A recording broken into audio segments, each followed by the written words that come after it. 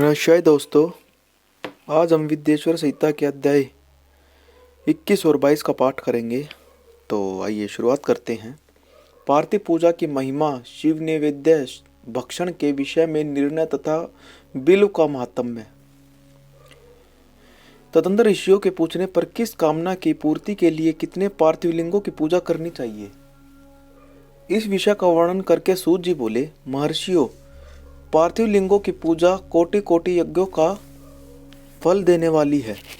कलयुग में लोगों के लिए शिवलिंग पूजन जैसे श्रेष्ठ दिखाई देता है, वैसा दूसरा कोई साधन नहीं है। यह समस्त शास्त्रों का निश्चित सिद्धांत है। शिवलिंग भोग और मोक्ष देने वाला है। शिवलिंग 3 प्रकार के कहे गए हैं, उत्तम, मध्यम और अधम।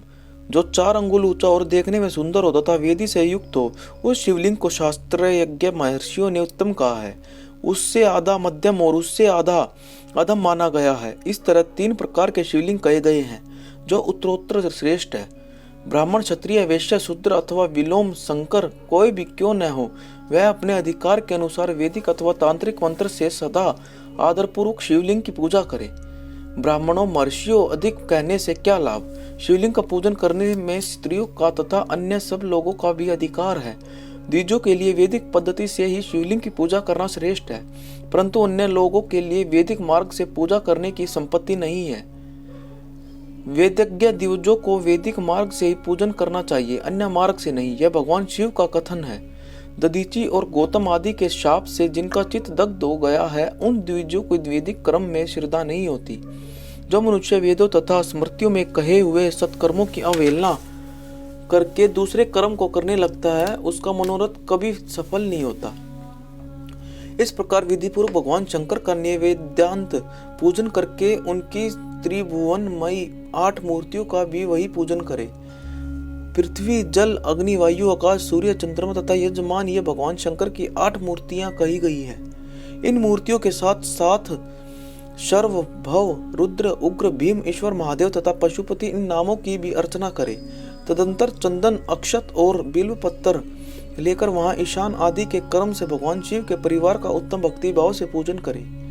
ईशान नंदी, चंड, महाकाल, भृंगी, वृष, स्कंद, कर्पितेश्वर, सोम तथा शुक्र, ये 10 शिव के परिवार हैं, जो कर्मश ईशान आदि 10 दिशाओं में पूजनीय है। तत्पश्चात भगवान शिव के समक्ष वीरभद्र का और पीछे कीर्तिमुख का पूजन करके विधिपूर्वक 11 रुद्रों की पूजा करे।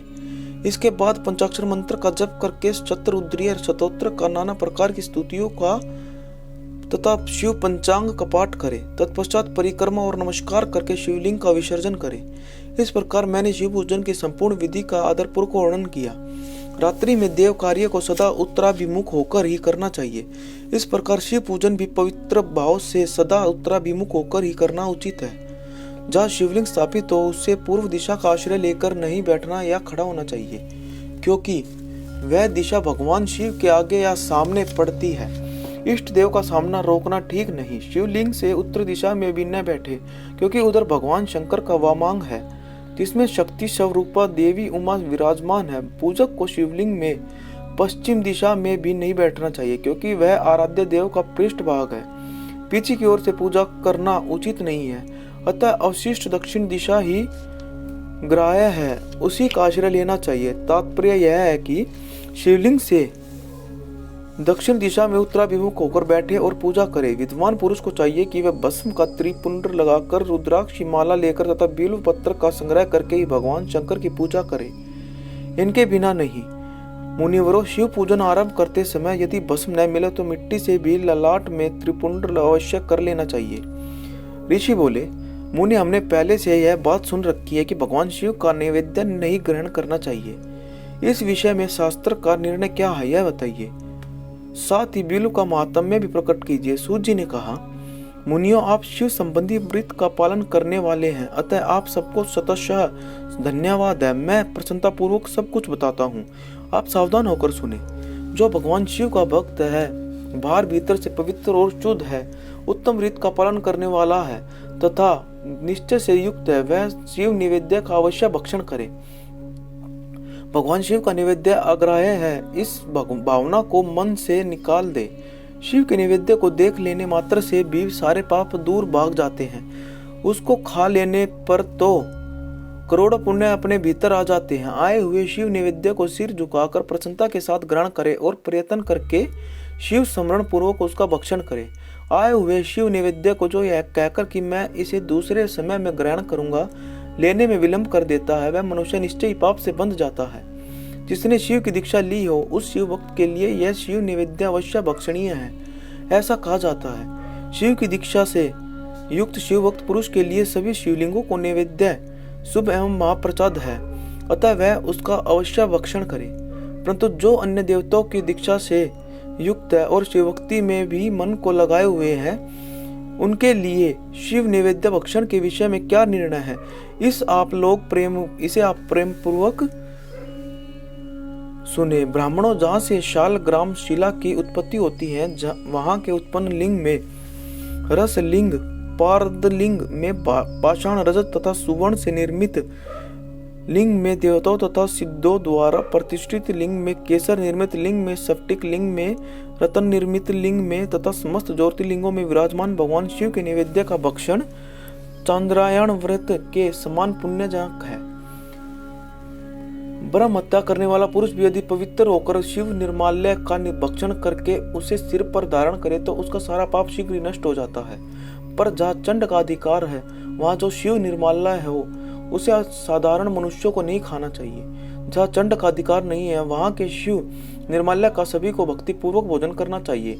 बाण लिंग, नर्मदेश्वर, लो निर्मित स्वर्ण आदि धातु में लिंग, सिद्धि लिंग, जिन लिंगों की उपासना से किसी ने सिद्धि प्राप्त की है अथवा जो सिद्धों द्वारा स्थापित है, वे लिंग स्वयंभू लिंग। इन सब लिंगों में तथा शिव के प्रतिमाओं मूर्तियों में चंड का अधिकार नहीं है। जो मनुष्य शिवलिंग को विधि पूर्वक स्नान कराकर उस स्नान के जल का 3 बार आचमन करता है, उसके कायिक, वाचिक और मानसिक तीनों प्रकार के पाप यहाँ शीघ्र नष्ट हो जाते हैं। जो शिव नैवेद्य पत्र, पुष्प, फल और जल आग्राह्य है, वह सब भी शाल ग्राम शिला के स्पर्श से पवित्र ग्रहण के योग्य हो जाता है। मुनीश्वरों, शिवलिंग के ऊपर चढ़ा हुआ जो द्रव्य है वह आग्राह्य है।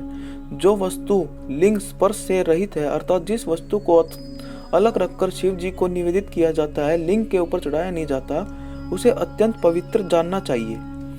मुनिवरों, इस प्रकार नैवेद्य के विषय में शास्त्र का निर्णय बताया गया है। तुम लोग सावधान हो, आदरपूर्वक बिल्व का महात्म्य सुनो। यह बिल्व वृक्ष महादेव का ही रूप है। देवताओं ने भी इसकी स्तुति की है।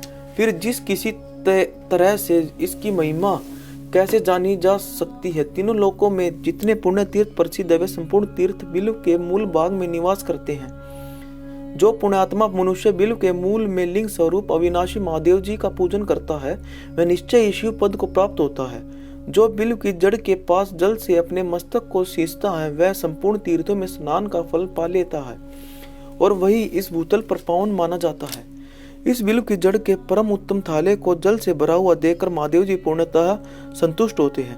जो मनुष्य गंध, पुष्प आदि से बिल्व के मूल भाग का पूजन करता है, वह शिवलोक को पाता है और इस लोक में भी उसकी सुख संतति बढ़ती है। जो बिल्व की जड़ के समीप आदर पूर्वक दीपावली जलाकर रखता है, वह तत्व ज्ञान से संपन्न भगवान महेश्वर में मिल जाता है। जो बिल्व की शाखा थामकर हाथ से उसके नए नए पल्लव उतारता और उनसे उस बिल्व की पूजा करता है, वह सब पापों से मुक्त हो जाता है। जो बिल्व की जड़ के समीप भगवान शिव में अनुराग रखने वाले एक भक्त को बिन भक्ति पूर्वक भोजन कराता है, उसे कोटि गुणा पुण्य प्राप्त होता है। जो बिल्व की जड़ के पास शिव भक्त को खीर और घृत से युक्त अन्न देता है, वह कभी दरिद्र नहीं होता।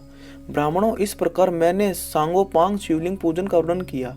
यह प्रवृत्ति मार्गी तथा निवृत्ति मार्गी पूजकों को भेद से 2 प्रकार का होता है। प्रवृत्ति मार्ग लोगों के लिए पीठ पूजा इस भूतल पर संपूर्ण अभीष्ट वस्तुओं को देने वाली होती है। प्रवृत्त पुरुष सुपात्र, गुरु आदि के द्वारा ही सारी पूजा संपन्न करे और अभिषेक के अंत में अघहिनी के चावल से बना हुआ नैवेद्य निवेदन करे। पूजा के अंत में शिवलिंग को शुद्ध संपुट में विराजमान करके घर के भीतर कहीं अलग रख दे। निवृत्ति मार्ग उपासकों के लिए हाथ पर ही शिव पूजन का विधान है। उन्हें भिक्षा आदि से प्राप्त हुए अपने भोजन को ही नैवेद्य रूप में निवेदित कर देना चाहिए। निवृत्त पुरुषों के लिए सूक्ष्म लिंग श्रेष्ठ बताया जाता है। वे विभूति से पूजन करें और विभूति को ही नैवेद्य रूप से निवेदित भी करें। पूजा करके उस लिंग को सदा अपने मस्तक पर धारण करें। हर हर महादेव।